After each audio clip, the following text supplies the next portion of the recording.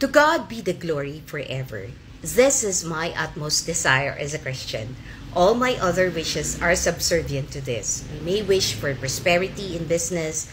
We may desire to attain more gifts and more graces, but it should only be that to Him may be glory forever. I thank God I learned this when I became a Christian, that I am and everything that I have are from Him, being sustained in this life through Him, and to Him are all things be glory.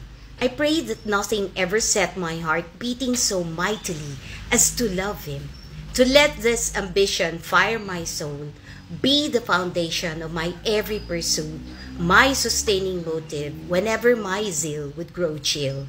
Make God my only object. Has God prospered you in business? Give Him more as He has given you more. Has God given you experience? Praise Him by stronger faith than you exercise at first. Does your knowledge grow? Do you enjoy happier times than you once had? Have you been restored from sickness, and has your sorrow been turned into peace and joy? Then give thanks and sing praises to Him more sweetly. Practically, in your life, give Him honor, make every day count, giving God the credit, and let this desire grow more each day.